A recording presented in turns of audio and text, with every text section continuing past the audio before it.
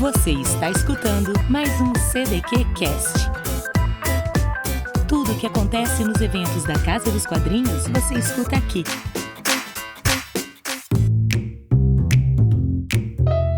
Vamos falar agora um pouco sobre formação em quadrinhos.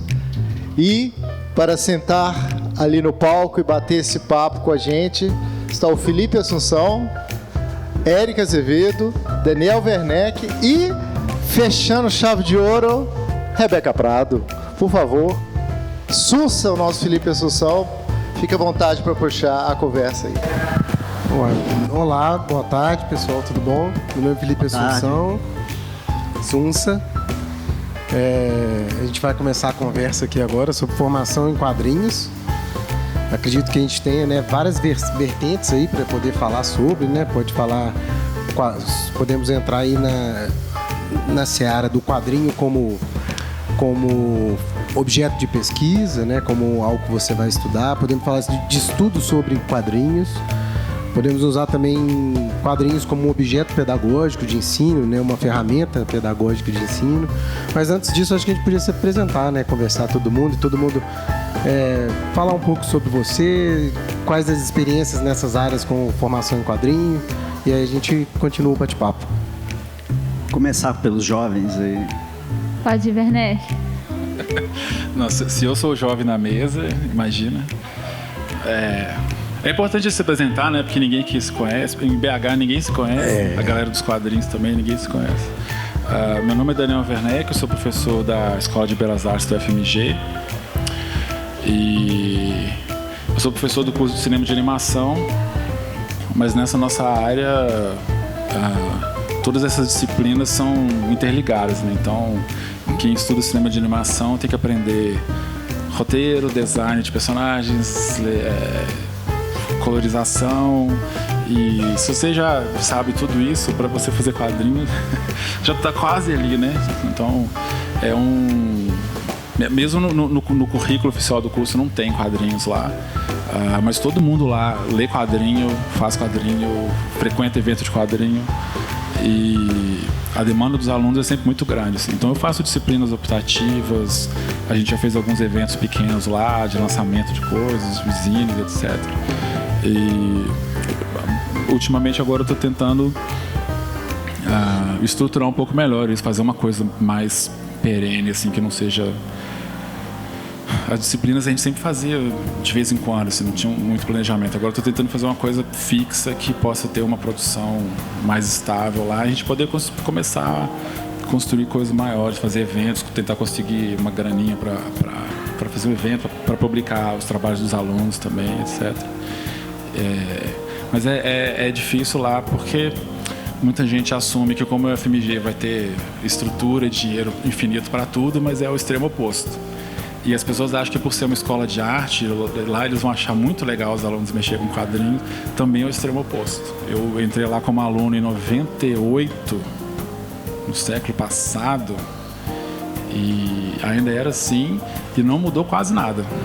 Os alunos continuam entrando super na pilha para fazer quadrinho e tal, mas os professores lá no geral é um mundo muito distante. O mercado da arte, das galerias, etc., é outro planeta. Você começa a falar de quadrinhos, animação lá dentro, como se a gente estivesse falando em outra língua. Mas a força da demanda dos alunos por isso lá dentro é muito grande. Então, nosso objetivo... Eu já orientei muitos TCC também sobre quadrinhos. Eu já fui convidado para outras escolas para participar de bancos, etc., sempre por causa de quadrinhos.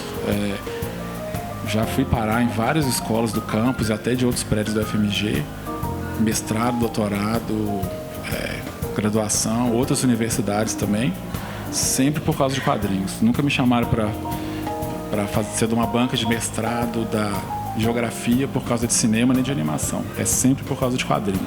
Então, eu sinto que na academia hoje em dia o quadrinho virou meio que uma linguagem. É uma mídia. Como é uma linguagem, você pode usar ela para falar sobre qualquer assunto. Ele não precisa estar dentro da escola de belas artes. O lugar dele é na academia como um todo, porque é uma língua que você usa para conversar sobre algum assunto. Então a demanda tem sido cada vez maior. Eu estou tentando suprir essa demanda dos alunos e da própria academia pelo assunto, né? Oi, gente, boa tarde. Meu nome é Rebeca. Eu sou ilustradora, autora, quadrinista. Eu fui professora da Casa dos Quadrinhos durante muitos anos. Eventualmente eu dou uma pingada lá também. Fui aluna da Casa dos Quadrinhos também durante muitos anos. Aqui hoje está acontecendo um fenômeno que eu acho que é a primeira vez que me acontece, onde eu estou dividindo um painel com um professor. Eu fui aluna do Eric na Casa dos Quadrinhos quando eu tinha, sei lá, 17 anos. E é um fenômeno muito legal acontecer isso justamente para falar sobre formação em quadrinhos, assim. É tipo um metaverso de formação em quadrinhos. Eu sou formada em cinema de animação, né, em artes visuais com especialização em cinema de animação. Dentro do cinema de animação, eu me especializei em pré-produção, roteiro, criação de personagem narrativa, e que era justamente a disciplina que eu lecionava de forma geral e também teoria da cor. E, enfim, eu acho que trabalhar com formação em quadrinho é muito amplo a gente discutir isso aqui, mas, enfim, eu acho que passa por esse lugar da linguagem e dessa apresentação desse mundo dos quadrinhos, às vezes, para além do que a galera pensa que é, né? Que é quadrinho americano e Turma da Mônica, e às vezes passa-se muito batido por tudo que o quadrinho pode oferecer como instrumento de pesquisa e formação, né? Então eu lembro do tanto que foi surreal para mim quando eu li Maus, por exemplo, né? E eu li numa aula de história, então eu falei, gente, mas o que está acontecendo aqui, né? Essa pessoa fez um quadrinho que não é herói, não é hominho brigando, e o que está acontecendo? Assim, é hominho brigando de certa forma, mas... Então eu acho que o suporte, né, da história em quadrinho, ele é muito generoso, assim, de forma geral, e às vezes muito pouco aproveitado na academia, e às vezes pouco aproveitado também na pesquisa, né, não só para dar aula, mas eu percebo que muitas pessoas, quando vão indicar literatura sobre algum assunto, mesmo tendo quadrinhos que abordem lindamente o assunto, sempre fica de fora, né? Então, acho que eu tenho feito esse movimento de tentar trazer um pouco mais os quadrinhos, tanto para os meus objetos de pesquisa, quanto para, enfim, dar aula, né? Que é a minha área. E é isso. Eu sou o Eric Azevedo, eu sou o mais velho aqui. Não é minha culpa. Pelo menos você tem cabelo ainda, mano. Alguma compensação. Cabelo preto, né? ainda por cima. De verdade, é meu mesmo. Assim, Mas, bom, acho que primeiro, sim, é ótimo estar aqui com a Rebeca, porque fica até parecendo que eu tenho muito mais responsabilidade nisso do que eu tenho de verdade. Né? Porque o mérito é seu, assim. Mas também me dei conta, assim, com a fala do Werneck, que em 96, 97, eu estava casando pela primeira vez e casei com um artista plástico. Então eu estava muito ali dentro da escola e eu ficava muito preocupado, assim, porque eu falava, cara, o quadrinho aqui não tem vez. E que em tempos mais recentes, toda vez que eu penso na universidade, eu penso assim, mas o Werneck está lá. Então isso é uma coisa que eu não tinha me dado conta, sabe, assim, que o fato de você estar lá dá uma certa esperança, assim, de que as coisas vão se integrando mais. Assim. Sem pressão. Não, mas o fato é que por tantos anos, né, eu estou nessa aí desde os anos 80, é muito animador ver a mudança, uma cena como a que tem hoje. E ter gerações, aqui tem acho que 3 gerações, na verdade. 2, né? Acho que nós dois somos da mesma, mas de momentos diferentes da mesma geração. Sunsa também está com o quê? 30? 37. Também, então, Beca, né? 2 gerações aqui. Então, contra todas as perspectivas e expectativas, o quadrinho vem crescendo no Brasil de uma maneira que é vai contra outras áreas assim da arte. E dizem, né, dizem que é uma piada, mas é uma tradição brasileira que a cada 5 anos o Brasil esquece os últimos 5 anos. Né? Dizem também que o Brasil tem 2 grandes problemas. Que o primeiro é a falta de memória e o segundo eu esqueci qual que é. Né? Então, a questão do ensino do quadrinho tem também essa função de memória, eu diria. Além do que os dois falaram, ou seja, e do que o Sunsa também disse aqui, de você ensinar quadrinho, que é o que a gente fez na escola e faz, e isso vai criando uma massa crítica, né? Mas também disso ter uma memória que passa por nós e vai antes da gente, e eu sei que vai continuar depois também.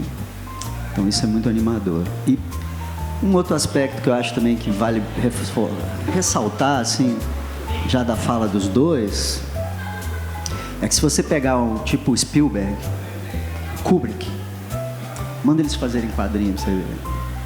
Vai ver 2 diretores fodas, desesperados, assim, em saber como. Então, às vezes eu acho que a resistência na Belas Artes a quadrinho é porque é difícil, cara. Os caras não conseguem, assim, o que eu vou dizer, como é que eu entro nisso, sabe? Então, também acho que tem esse aspecto que é importante frisar, assim, de como que o quadrinho é uma coisa que parece simples e que é muito complexa e daí todo esse potencial ainda assim iniciando, né? Tecnologias agora, isso, assim, acho que Fabrício aqui também é um cara que pensa um monte de coisa relativa aos hibridismos, assim, creio eu. Então, bom, é isso para início. E eu acho legal, né, pegando um pouco de que cada um de vocês falou, e linkando aqui, né, com o evento, né, com a cena que a gente vê melhorando, né, com o passar do tempo, igual você falou muito bem, né, contra tudo e contra todos, né, parece que a cena de quadrinhos vem melhorando. Mas me parece que nesses 3 áreas que a gente falou, assim, estudar quadrinho como objeto de pesquisa, de estudo, o quadrinho, você aprender a fazer quadrinhos, né, ensinar a fazer quadrinhos, e o quadrinho como ferramenta pedagógica, todos eles ali, tudo tem uma interseção. E essa interseção o que eu acho que é também o que faz as pessoas virem aqui, frequentarem os eventos e que faz o quadrinho não acabar, né? Que são exatamente o diferencial dos quadrinhos. Eu acho que é legal a gente bater papo um pouco sobre isso e pensando, por exemplo, que muitas vezes em sala de aula, quando vai ser usado como ferramenta pedagógica, usam um quadrinho para substituir um livro ou para substituir um filme, e não é isso, né? Quadrinho é uma outra coisa, né? Não é à toa que ele é objeto de pesquisa. Estão tentando entender o que faz o quadrinho ser o quadrinho e estão tentando ensinar como fazer o quadrinho. Então eu acho que isso é uma discussão muito legal, porque o quadrinho ele pode ser uma porta de entrada, né, pensando assim como uma ferramenta pedagógica, ele pode servir para ajudar alguém a começar a ler ou começar a conhecer uma determinada obra, mas uma coisa não substitui a outra, né? O quadrinho ele é uma arte por si só, ele é uma formação por si só, né? Acho que a gente podia bater um papo um pouco sobre isso. Eu acho que tem uma coisa que acontece muito, que é que as pessoas veem quadrinho e imediatamente pensam em algo infantilizado, né? E no meu caso, por exemplo, sou uma mulher fazendo quadrinho e que eu tenho o combo inteiro, que eu sou baixinha, voz fina e cara de mais nova e tal. Qualquer coisa que eu fizer, as pessoas falam, ai, que fofo. E aí teve uma vez que... uma vez não, várias vezes já aconteceu das pessoas comprarem alguma coisa minha para crianças e aí depois eu ficar, bom, as coisas são o que são, né? Deixa a pessoa viver. Mas eu acho que é isso, o quadrinho ele tem esse lugar muitas vezes infantilizado e subestimado, né? E a gente esquece isso, que ele é outra coisa, ele é outro processo, ele é outra linguagem. Ele se utiliza de outras ferramentas narrativas, né? Que o pessoal fica às vezes, porque é o meio do caminho entre o livro e o cinema. Eles falam, não, é outra coisa, gente, sabe?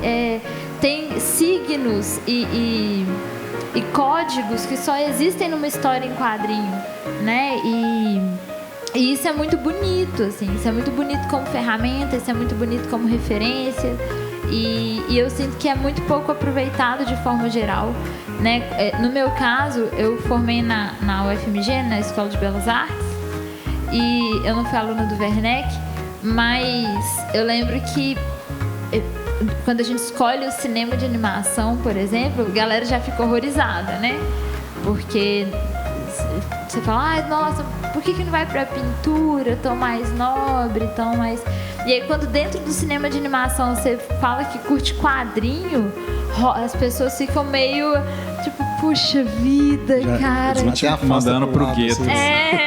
Sabe? Tipo, as pessoas estão encostando no nosso... Ai, que legal! Sabe? Limpa a mão e tal. Então, eu acho que... Mas, por outro lado, o que eu acho maravilhoso é que, ainda assim, a cena de quadrinho, principalmente de BH, ela é surreal, assim. Né? A gente tem uma cena de quadrinho muito forte, com muita gente massa, de várias gerações diferentes coexistindo.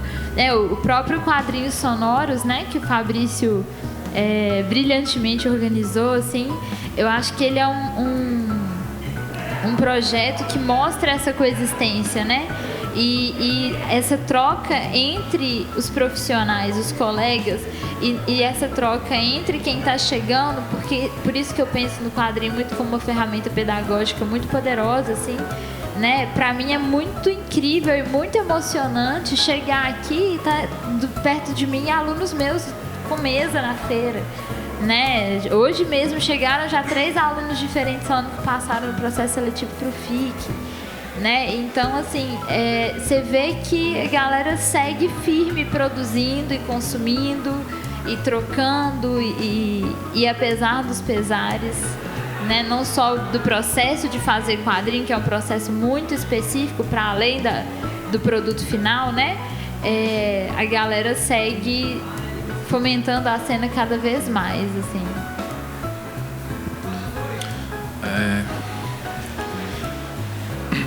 Tô pensando naquilo que você falou da comparação com o cinema e tal, porque eu tenho pensado muito nessas questões todas, porque a gente sempre fala as mesmas coisas, assim, as pessoas têm preconceito com quadrinho, é difícil conseguir ver, etc. Tal.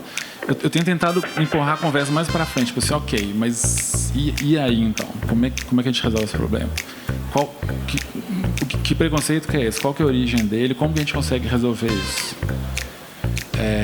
É complexo mesmo. Isso que o Eric falou, por exemplo, de que quadrinho é muito mais difícil do que parece para fazer, faz parte do problema, porque quando as pessoas não conhecem uma coisa, elas sempre acham que é mais fácil do que é. Eu já cansei. Lembra outro dia aquela luta do Popó com o Kleber Bambam, que durou 3 segundos? É meio aquilo, as pessoas assistem boxe na televisão, elas acham que é tipo uma briga de colégio. Elas assistem uma corrida de Fórmula 1, elas acham que é só entrar no carro, ligar o carro e virar o volante, sacou? É tipo aquele processo horroroso, não sei se vocês já passaram, quando você demorou, sei lá, 1 ano pra fazer um quadrinho, aí senta alguém na sua frente, passa alguém na sua mesa do evento, pega e folheia seu quadrinho inteiro, em 10 minutos fala, muito legal o seu trabalho, devolve e vai embora. Parabéns, e vai embora, né? Tipo assim, parabéns pelo quê, cara? Eu nunca entendi isso. Hoje não é meu aniversário, né? É bizarro. E o que acontece? Eu penso, por exemplo, você vê como que é o mundo dos quadrinhos em outros países. Não é só uma questão de ter grana, porque tem vários países muito ricos que também não tem um quadrinho.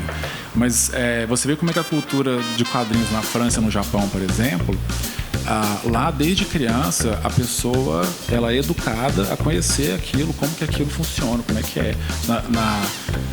Na França, por exemplo, se um autor está lançando um quadrinho novo, eles levam ele na televisão para dar uma entrevista para falar do quadrinho novo. Igual como se fosse um autor de um livro de verdade, né? Mas aqui no Brasil a gente entrevista músicos, por exemplo, ou às vezes entrevista um ator e tal, mas o quadrinista não aparece na televisão, nunca. né? Só tipo, sei lá, o cara ganhou um prêmio nos Estados Unidos, aí no TCCXP eles filmam os quadrinistas e falam alguma coisa tipo assim, esse mercado tem milhões de dólares, e só isso, só fala Mas isso. É sempre um tom meio condescendente, né? A única linguagem que eles entendem é essa coisa capitalista, assim, tipo, fulano ganhou um prêmio nos Estados Unidos, parabéns, fulano. E pronto, eles nunca falam assim, ô fulano, vamos lá na sua casa pra você mostrar como é que você desenha o seu quadrinho. Essa parte nunca aparece, entendeu? Então, como as pessoas não conhecem o que é realmente o objeto, elas não conseguem entender o que é mesmo. A coisa da linguagem também, essas comparações de quadrinho com literatura, com cinema e outras coisas também, eu passo muita raiva com isso, porque claramente não tem nada a ver. E as pessoas acham que quadrinho é coisa de criança, porque é mais as pessoas acham que quadrinho é mais fácil de ler do que literatura, porque literatura tem muitas palavras, igual como é que o Bolsonaro falou aquela vez, uma montoeira de palavras. Amontoado de texto, e quadrinho é fácil porque tem poucas letras e muitos desenhos. Cara, eu já vi na minha frente várias vezes adultos tentando ler certos quadrinhos que para nós são clássicos óbvios, as pessoas não conseguem ler. Você pega uma pessoa aleatória na rua e joga um Batman no 1 na mão da pessoa, ela não tem a gramática para entender o que está acontecendo numa página daquela. Eu nem tô falando um quadrinho super experimental, como é que chama aquele cara?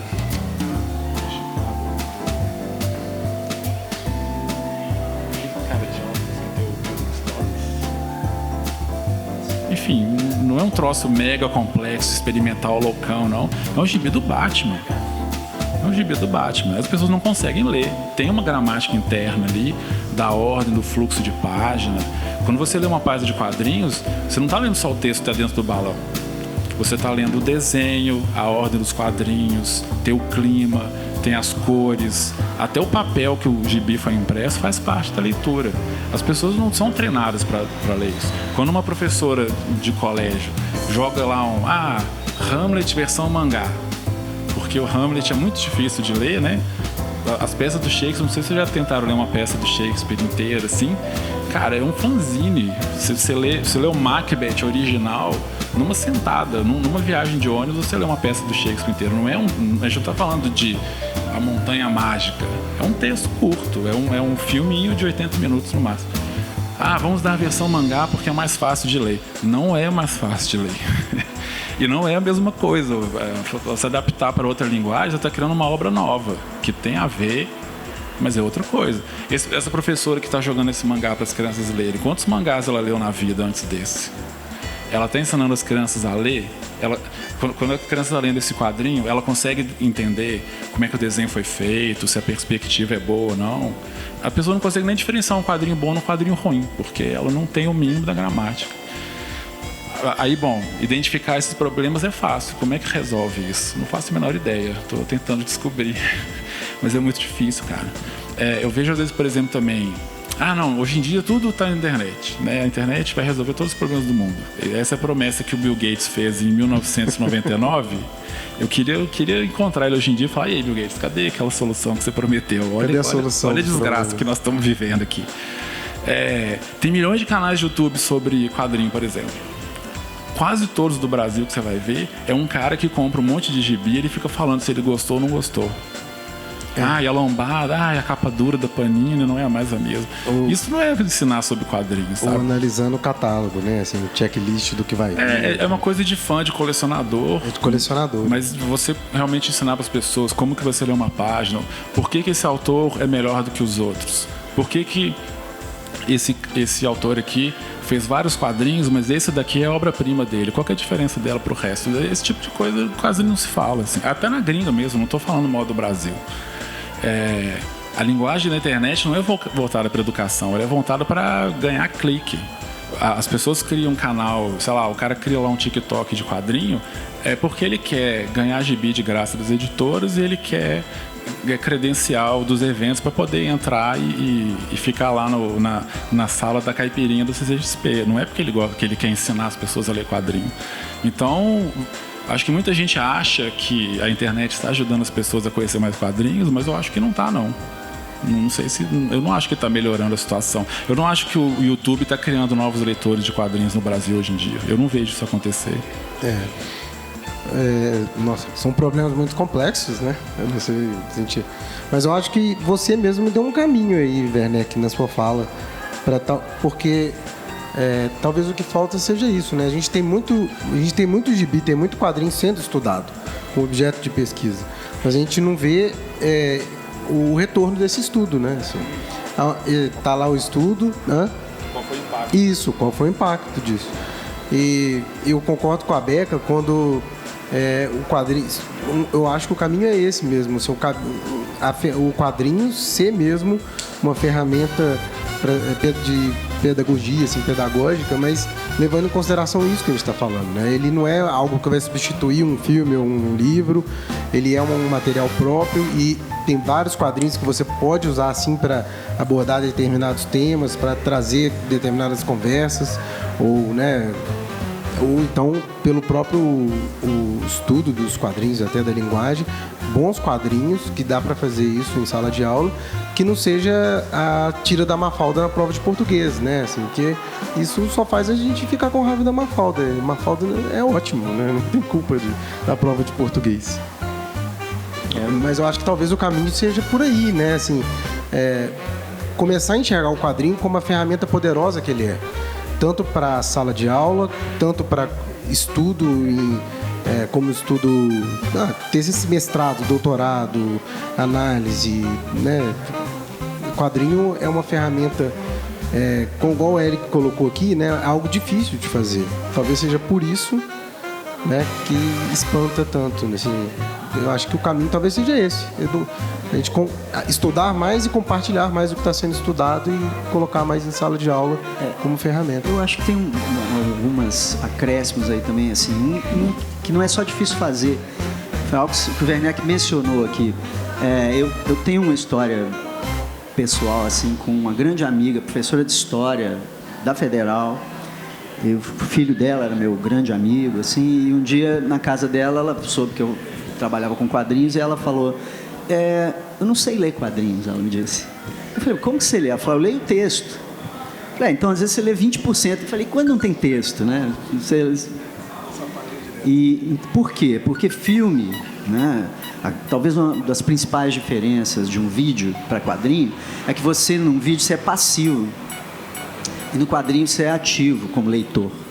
Você tem que participar daquilo, senão aquilo não acontece. E também me veio aqui uma outra questão que a minha mulher, né, a Carla, a gente está junto há quase 20 anos e ela nunca leu um quadrinho meu ou de ninguém, assim. Mas ela, por exemplo, assistiu Smallville inteiro. E Smallville é baseado no Superman que deixou de existir, porque nos anos 80 ele foi reformulado. Então eu convivia, na época em que ela assistia Smallville, eu convivia com alunos e tais que eram fãs do Superman, novo Superman, e eu falava com eles: vocês não sabem nada do Superman, minha mulher sabe mais do que vocês, porque ela está assistindo Smallville. Então, e não só Smallville, né? Os filmes da Marvel, enfim, tudo isso que está aí hoje, e um monte de coisas que transbordou do próprio super-herói para as meninas superpoderosas, enfim, para um monte de outros. A linguagem do super-herói, ela contaminou tudo, assim, até num bom sentido, às vezes. E então, eu penso no Pedro Cirne, o Moacir Cirne, um dos dois, são pai e filho, críticos de quadrinho. Um dos dois dizia que talvez o lugar do quadrinho sempre é um lugar marginal, que ele nunca vai sair desse lugar, não só por causa dessa complexidade, mas porque ele ao mesmo tempo que ele é difícil, um lápis e um papel, você vai lá e faz, né? Hoje você não precisa nem do lápis nem do papel, se você tiver muito dinheiro para poder ter um computador e a sua tablet, alguma coisa assim. Então, isso permite também uma liberdade na hora da criação, que é obviamente também escalonada. Se você vai para uma dessas, para uma Marvel, né, você vai ter ali um cerceamento às vezes. Tanto que o Stan Lee, durante anos, ele tentou inserir, assim, pegar o pessoal da MED, pegar o quadrinho underground, fazer, e não conseguia, porque Ele stanleyzava tudo, assim, e aí não tinha jeito mesmo. Mas estava lá, aqueles caras estavam crescendo. Quando você pega algo como, por exemplo, ElfQuest, hoje eu estava até falando isso com uma amiga aqui, que é um quadrinho do início do final dos anos 70, assim, que a Marvel recusou, a DC recusou, e eles tentou durante anos fazer desenho animado, não conseguiu, porque toda vez que ia fazer um desenho animado, eles queriam stanleyzar o negócio também, então a autora não quis, e agora talvez vire desenho animado, mas ela está aí há uns 40 anos fazendo o ElfQuest. Ou, por outro lado, as Tartarugas Ninja, que saíram do quadrinho independente e toparam fazer essa versão infantil e viraram bilionário também, mas o quadrinho tá lá, o quadrinho é outra coisa. Quando você lê o quadrinho, você fala, pô, mas isso aqui não é a Tartaruga Ninja, isso aqui é outra coisa, né? Então, ou seja, neste aspecto, talvez, da popularização do quadrinho, talvez o único modo é isso, é você fazer uma espécie de telefone sem fio, né? Uma coisa geracional, assim. O Ziraldo dizia que quadrinho é coisa para jovem, que dá muito trabalho, e a publicidade da Maginheira, a ilustração da Maginheira, um monte de coisa, a não ser que seja as Tartarugas Ninja, que aí... Então é isso, eu acho que tem esse outro lado, que é a dificuldade da leitura num lado, mas também o fato de que o quadrinho é uma fonte livre de criação, que vai mesmo ter o seu resultado no capitalismo, em outras mídias, em outras coisas, no merchandising, né? O Charles Schultz ganha muito mais dinheiro com merchandising do que com a tira do Snoopy, assim. Mais que a Disney, se bobear. Ainda hoje, apesar dele já estar morto, inclusive.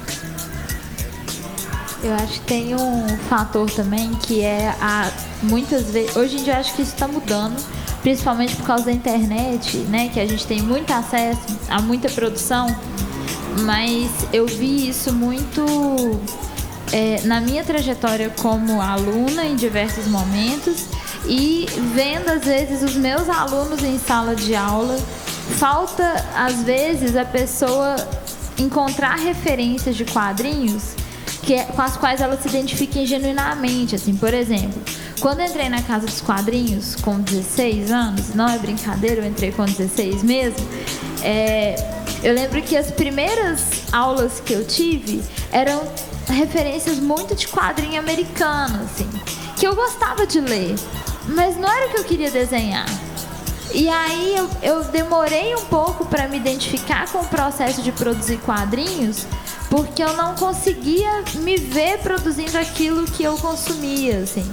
E às vezes eu vejo isso, né, em alunos. Às vezes o aluno chega com ideias incríveis e ele não tem repertório para atravessar essas ideias e transformar em outra coisa, né? E muitas vezes o quadrinho, por ser uma coisa às vezes muito emocional pra gente que consome, às vezes a gente quer passar as nossas referências, né, pra frente, e a gente esquece de pensar nas outras referências que a gente tem, que talvez atravessem esse aluno, atravessem essa outra pessoa de um jeito muito mais complexo para ela conseguir produzir, né? Eu lembro que a minha vida mudou como aluna e como autora também, o dia em que eu li Retalhos do Craig Thompson. Eu falei, não, pera,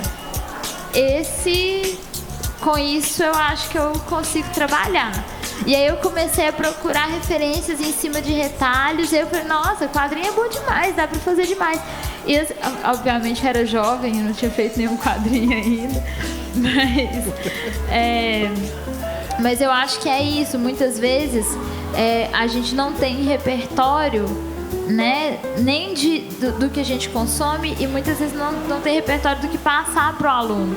Senão vira isso, né? Quadrinho é a tirinha da Mafalda.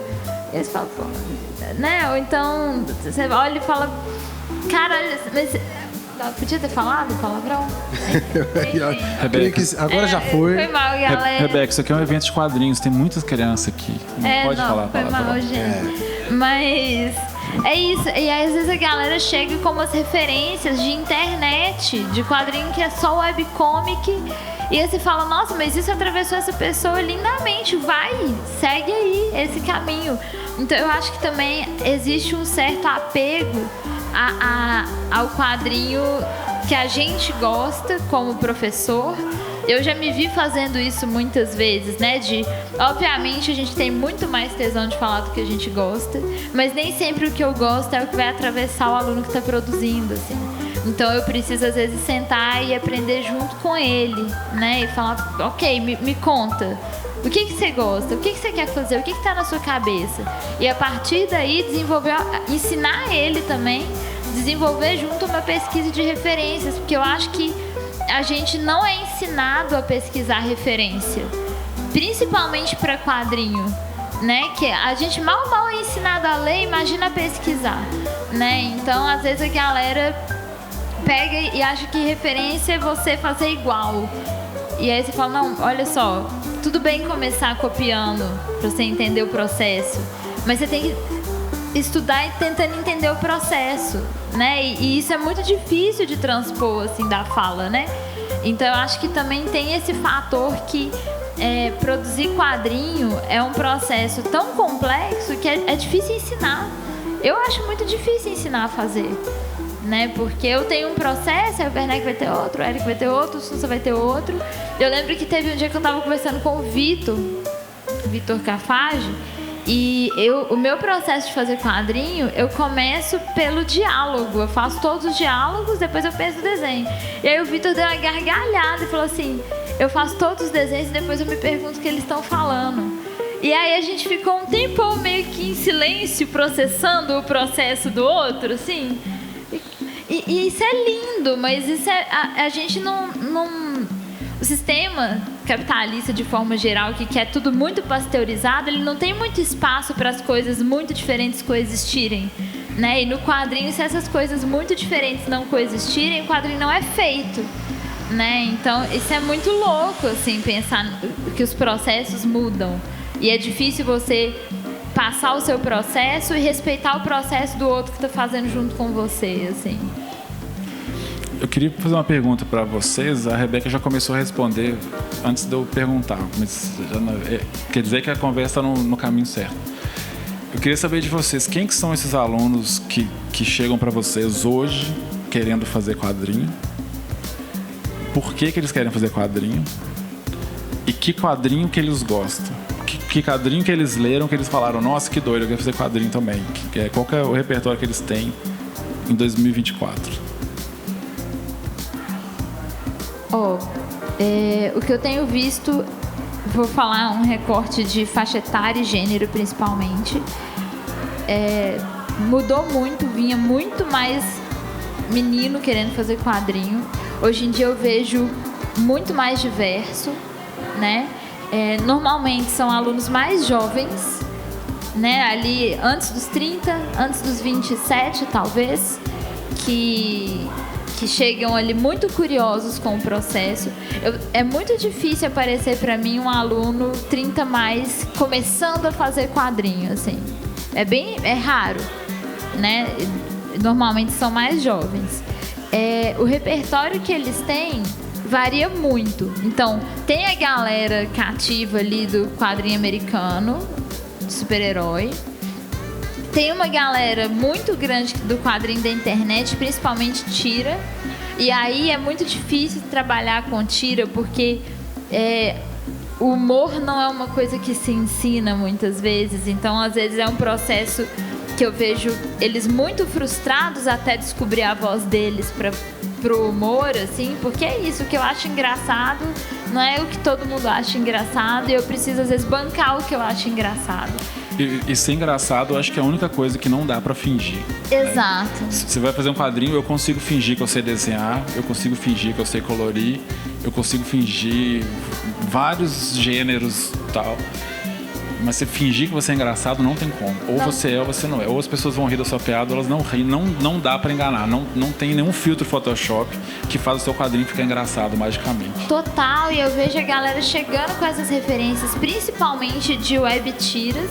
O que eu acho maravilhoso, assim, porque a internet é muito cheia de humores diferentes, né? Então, por exemplo, outro dia eu mandei para um amigo uma tirinha do Silva João, que ele fala pro pai, o menino fala, papi, devo acreditar em fantasma? Aí o cara fala, não. Aí ele, puto, e vai lá pro fantasma e fala, seu primo não tem 2 Bilal. E eu acho essa tirinha perfeita, eu rio muito dela. Ele não entendeu, ele tipo, não achou graça, eu fiquei muito frustrada. Então é isso, você tem que às vezes achar as referências. E existe um outro grupo que eu percebo, que é a galera do quadrinho alternativo, e que é a galera que entrou normalmente por Persépolis. É sempre Persépolis. Retalhos também. É Persépolis, Retalhos, alguma coisa do Crumb, Mouse, e essa galera tá desembocando agora no quadrinho nacional alternativo, às vezes. Então, o que mais... Obviamente tem outras pessoas, mas os 3 grandes grupos que eu sinto que chegam são esses, assim. Eu acho a pergunta interessante, assim. Me faz também pensar nessa questão que eu falei da memória, porque o quadrinho no Brasil forte, o que sobreviveu ao syndicate americano, era o quadrinho de jornal relacionado à política, porque você não consegue comprar uma tira feita por um gringo que critica o presidente do Brasil. Então você tem que fazer aqui. E essa galera são os baby boomers, né? São mais velhos que eu. Pessoal que durante a ditadura também cresceu porque o humor era uma forma velada de criticar, né? Aí a minha geração ela tem 2 vertentes, assim, o super-herói, e dentro do super-herói aqui no Brasil toda uma geração independente que eu me incluo tinha uma ideia genial, assim, que eu vou fazer um super-herói em Belo Horizonte, né? Aí você tem trocentos super-heróis em BH, e depois vem a galera do mangá. E essa galera do mangá, ela chega pela televisão, pelo anime, não pelo mangá.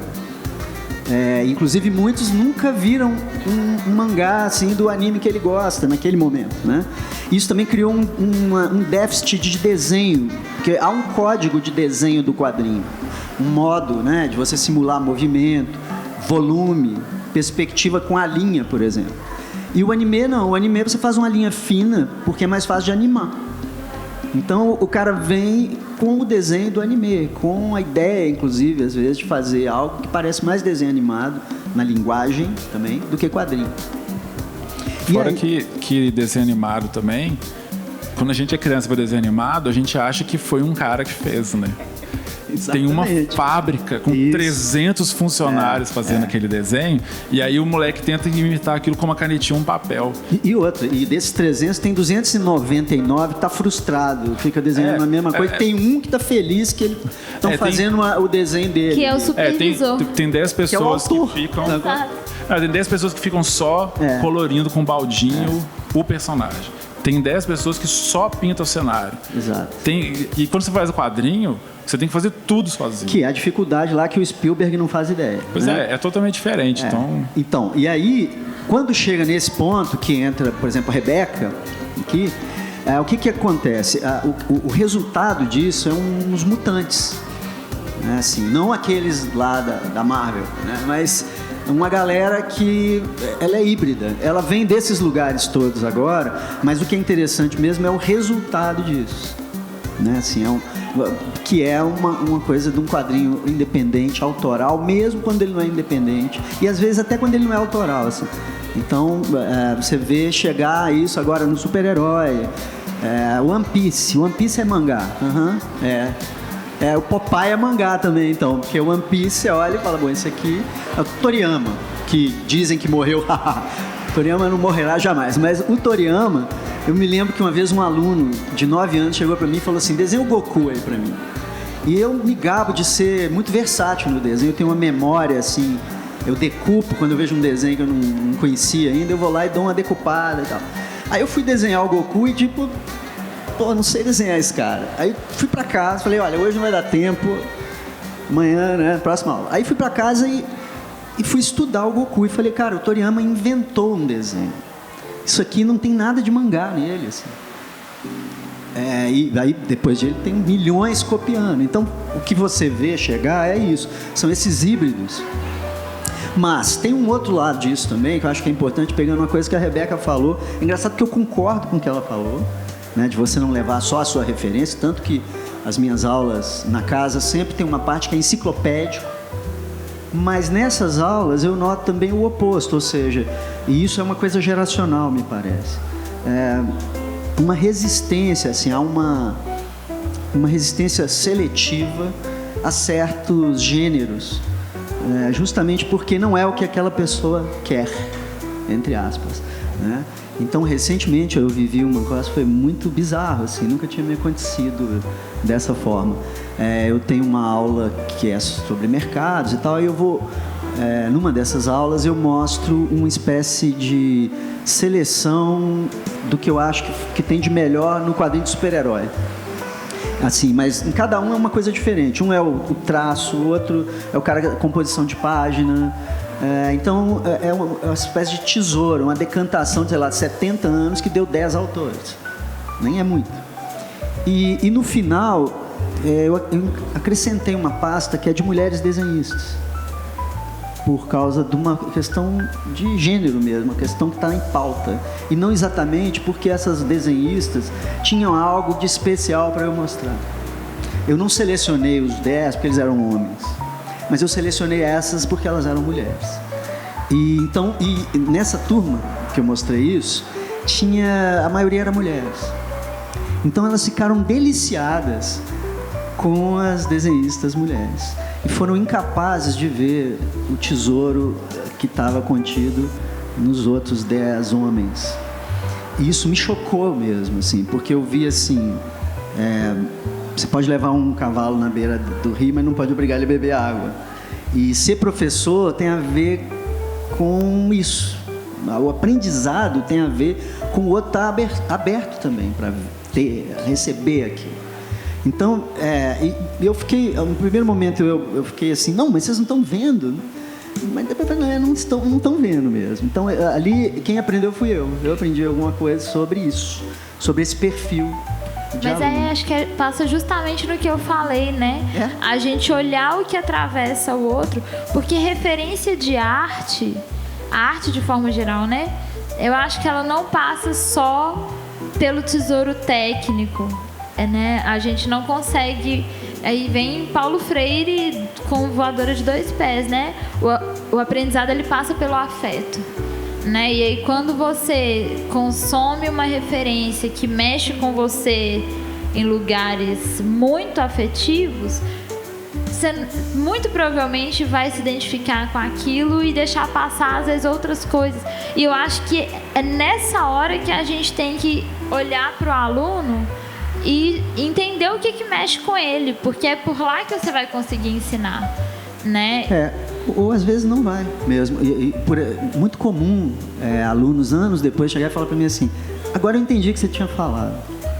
E é até bom quando eles dizem, porque muitas vezes assim, o sucesso é meu, o fracasso foi meu professor, a culpa é do meu professor, né? Assim, então, quando você está bem sucedido, às vezes você não lembra que teve um antes, assim, alguém e tal. Agora, tem um outro aspecto aí no processo de aprendizado que me lembro de uma frase do Jung, que um dia eles chegaram para o Jung e falaram assim, o Hitler é louco?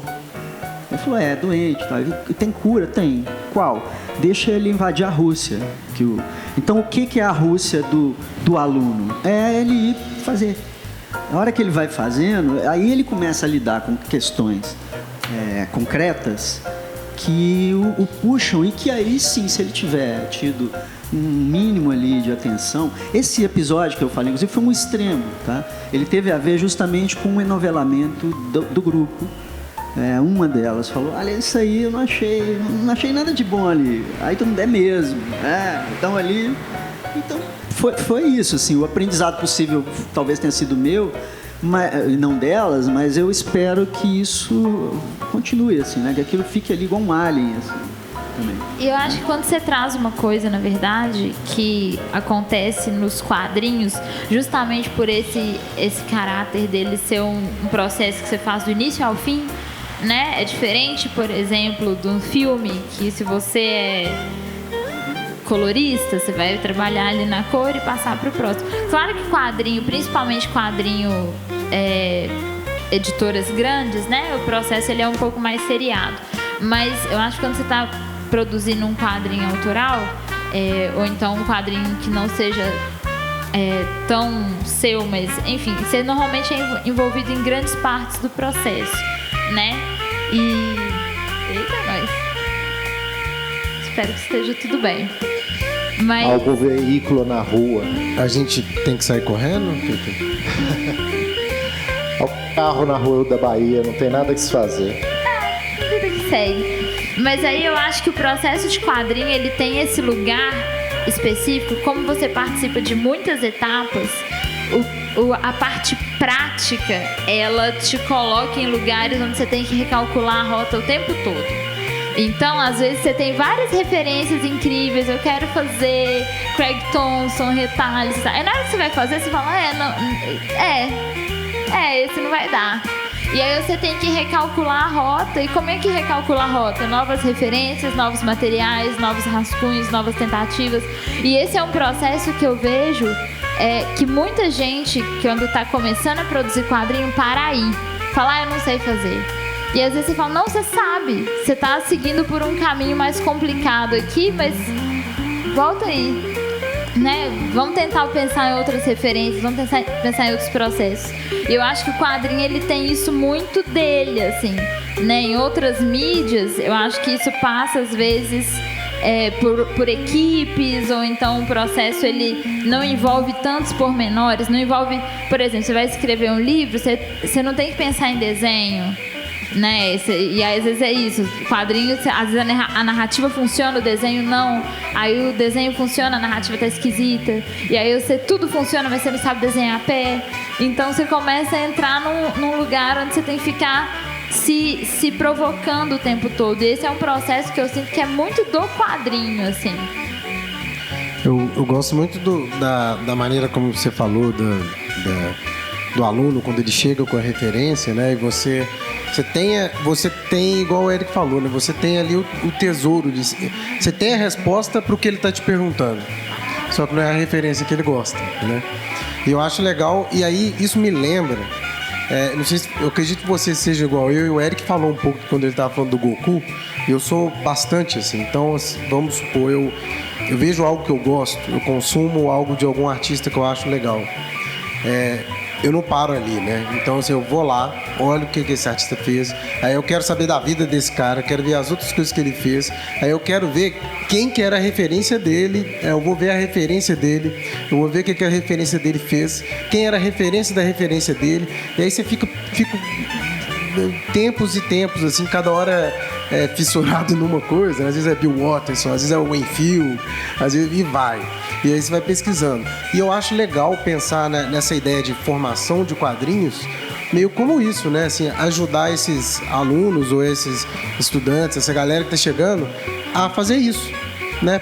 Igual a gente fez no início, que a gente pegou aquele quadrinho que a gente gosta e começou a desmontar.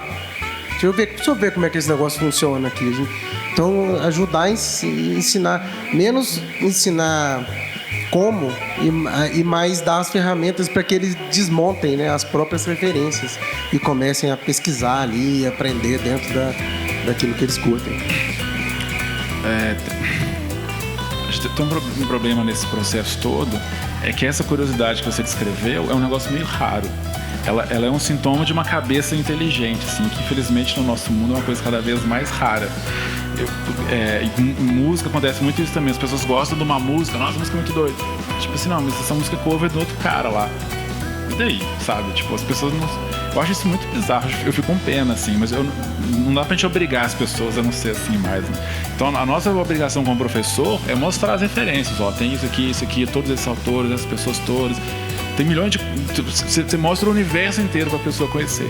Se ela não quiser conhecer, é o problema dela. A nossa obrigação é ensinar, a obrigação do aluno devia ser aprender. Sim. Se o aluno não quer fazer a parte dele, a gente não tem como a gente forçar, né? Mas eu estou dizendo que a gente pode ajudar ele a procurar outras referências. Pois é, tem que ser meio um convencimento, assim.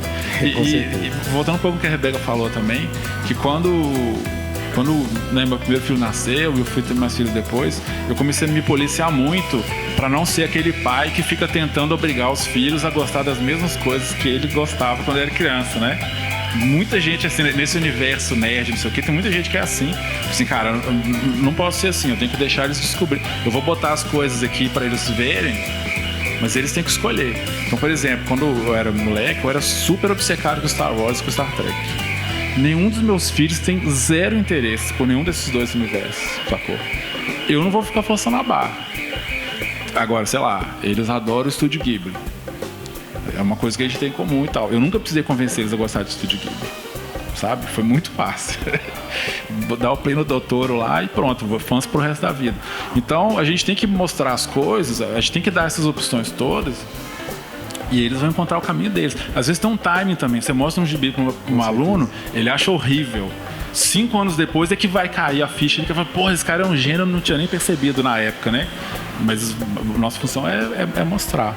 E aí quando o aluno... E também a gente não... Eu via muito isso lá na Belas Artes. Eram os professores querendo obrigar os alunos a ser igual, né? Tipo assim, quem tá na moda hoje é o fulano, então todo mundo aqui tem que desenhar igual ele. Isso é muito perigoso também. Eu acho que funciona melhor você ver o que o aluno gosta e ajudar ele a fazer o que ele quer. Tipo assim, ó, seu caminho é esse aqui. O mais que dá pra gente fazer é tirar alguns obstáculos, mas o aluno tem que seguir o caminho dele. Não dá pra gente obrigar ele a fazer o que a gente acha mais legal, né? Com certeza. Só que dá muito mais trabalho, né? Tipo assim, você vai dar aula pra 20 alunos. Tem um que quer fazer mangá, o outro quer fazer gibi de super-herói, o outro quer fazer tirinha de internet, o outro quer fazer um livro autobiográfico de 300 páginas. Para você ter repertório para ajudar todos esses projetos é pesado, tem que gostar muito de quadrinho. Talvez por isso que muitos professores não fazem, né? É muito mais fácil falar assim, não, gente, todo mundo agora vai desenhar igual fulano aqui, pronto. Eu já vi lugares que tinha aulas assim. É meio esse processo de afetividade mesmo. O aluno chega ali perdidão, a gente tem que pegar ele pela mão, acalmar ele. Né? É difícil virar para o aluno e falar assim, aqui, você não vai fazer um livro de 300 páginas. Você nunca fez nenhum fanzine. Vamos tentar fazer 3 primeiro? Aí ele vai chorar, vai fazer birra, falar, não, vamos lá, uma página de cada vez e tal. Aí aos pouquinhos dá para fazer. Mas não dá para forçar nada, é complicado mesmo. Ô, pessoal, nosso tempo está acabando, né? Nós temos 5 minutos ali para encerrar, então acho que a gente podia passar, né, para as palavras finais e tentar fazer um encerramento positivo aí sobre... Posso, então, 2 coisinhas assim. Uma é que tem a ver com tudo que foi dito aqui agora. É uma fala do meu tio Nilson, que de certo modo é o avô da Casa dos Quadrinhos, assim. E de um monte de gente, assim. E que está tendo uma exposição do Nilson. Ah, é verdade, está lá na Gibiteca. Gratuita na Gibiteca, deve ser vista por todos. Com certeza, viu? É um cara, um gênio, assim. Ele diz assim que quadrinho é o desenho para quem não sabe desenhar. Sempre disse isso. E eu tenho uma história de uma prima minha, que quando ela tinha 6 anos, caiu num ditado a palavra xícara. E ela não sabia escrever se era com X ou CH. Então ela escreveu caneca. Então isso é um caminho possível do quadrinista. Tá? Você não sabe escrever xícara, não sabe fazer pé, não faz pé. Cria um personagem que não tem pé, por exemplo. Agora, o outro lado, que é o desmonte, né? Às vezes você desmonta um rádio e quando você monta uma televisão. Isso é o processo criativo também. Né? E sim, é uma espécie de delay essa coisa. Eu posso dizer isso porque eu já estou aqui há muito tempo e eu tenho alunos fazendo... O Ângelo Mokutan foi meu aluno, está lá fazendo mangá. E pergunta se eu sei fazer mangá. Não sei, ele sabe. Agora, qual que é um dos diferenciais dele? É que ele colocou o Frank Miller nos mangás deles. Então ele usa luz e sombra, porque um dia eu disse a ele assim, o mangá carece de contraste. Então ele falou, então vou fazer isso. E aí, recentemente, a gente conversando, eu mandei para ele o Alberto Breccia, e ele me agradeceu, assim, efusivamente, porque ele nunca tinha visto o Breccia. Eu falei, você gosta do Frank Miller? Então olha essa luz e sombra aqui do Breccia. E ele, putz, demais, assim. Então, é isso. Acho que outro problema grande também de ser professor de quadrinhos é que a gente queria comprar milhares de quadrinhos para dar para os alunos e o orçamento não dá, cara. Às vezes não tem nenhuma gibiteca decente na escola. Eu queria poder dar os gibi para os alunos estudar em casa, mas nunca dá. Não sei, acho que é isso. Eu queria agradecer a galera da Belas Artes que está aí hoje. várias pessoas da pós, da graduação, ex-alunos. Acho que lá nas mesas, quase metade ex-aluno lá da Belas Artes. Voltando ao que o Eric falou no começo, eu tô lá meio por vingança mesmo, assim. Eu cresci lendo gibi de samurai, de ninjas, essas coisas. Minha vida inteira eu sempre fui movido pela vingança. E virar professor de Belas Artes foi meio isso. Eu fui pra lá querendo fazer quadrinho, querendo conhecer mais pessoas que trabalhavam com isso e tal. E as coisas que eu queria aprender para poder fazer quadrinhos, poder fazer animação, ninguém lá ensinava, porque é uma linguagem totalmente diferente. O jeito de desenhar é diferente, o jeito de pensar, a cor, tudo é diferente. E até hoje eu tô ralando. Eu acho que eu já aprendi quase metade do que eu queria depois de 45 anos. Tô quase aprendendo metade do que eu queria sobre como é que colore um quadrinho, como é que desenha, como é que você muda o seu estilo para encaixar com a história e tal. Tudo isso é muito complexo. Mas com certeza dar aula de quadrinhos me ensinou muito mais do que ou ver aulas de outras coisas ou só tentar fazer tudo na marra, né? Porque você tentar aprender tudo sozinho é muito desgastante, é muito solitário. As aulas ajudam muito nessa questão de você ver outras pessoas que gostam da mesma coisa que você. Criar esse senso de comunidade é muito importante. Para mim, minha geração, isso começou com as aulas do Piero. Lá na Comuna, lá em 1991, você chegar numa sala que tinha 20 pessoas. Cafagem. Não, pois é, o Piero, ele devia ser o patrono desse painel. Ele veio antes de todos nós. Porque ele criou um senso de comunidade das pessoas que queriam fazer quadrinho também.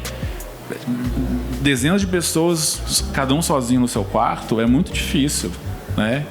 No Japão, por exemplo, os editores alugam casas e botam 4, 5 mangaka morando na mesma casa para poder criar esse senso de apoio ali para os caras poderem evoluir. Aqui é muito difícil. A Casa dos Quadrinhos faz um trabalho excelente nesse sentido. Assim, todo mundo se conhece através de um espaço como esse. Então é extremamente importante isso.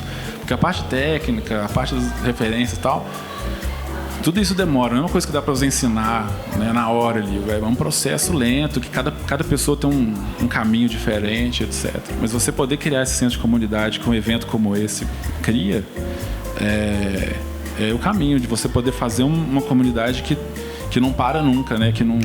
A gente não tem que ficar reiniciando as coisas. A gente consegue criar um caminho, um fluxo contínuo. As pessoas se encontram, se conhecem, um ajuda o outro, faz coisas junto, faz cursos junto e tal.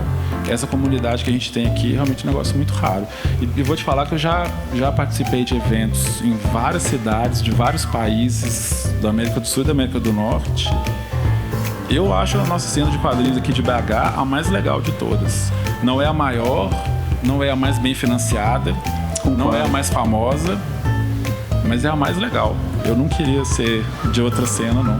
Nossa turma aqui é o pessoal mais que se ajuda, que aprende muita coisa junto, que, né, a rede de conexões que a gente consegue montar aqui em BH é muito impressionante. Assim, tem muita gente de São Paulo, do Rio, que morre de inveja da gente. Bom, eu queria agradecer todo mundo que veio, todo mundo que dividiu a mesa comigo. E falar um pouco rapidamente disso, assim, que a gente aprender que o aprendizado, qualquer aprendizado, passa pelo afeto, é como você construir uma casa que você tem pra onde voltar. Então você vai ter que pegar umas referências que você não curte de vez em quando, porque a vida é isso aí. Mas se você souber o que você curte, você sempre vai saber pra onde voltar, você sempre vai conseguir se reconectar com o seu trabalho, você sempre vai conseguir se conectar com outras pessoas que dividem isso com você.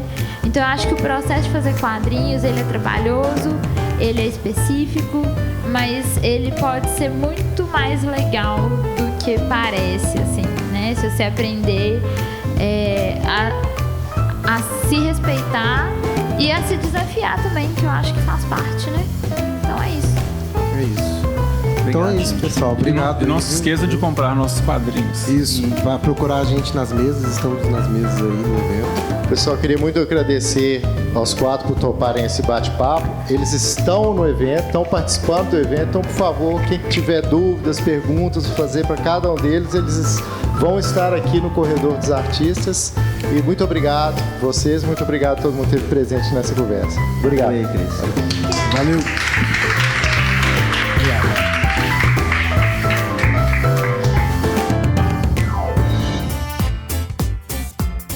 casadosquadrinhos.com.br. Siga nossas redes sociais, divulgue, compartilhe, venha aos nossos eventos e até o próximo CDQ Cast.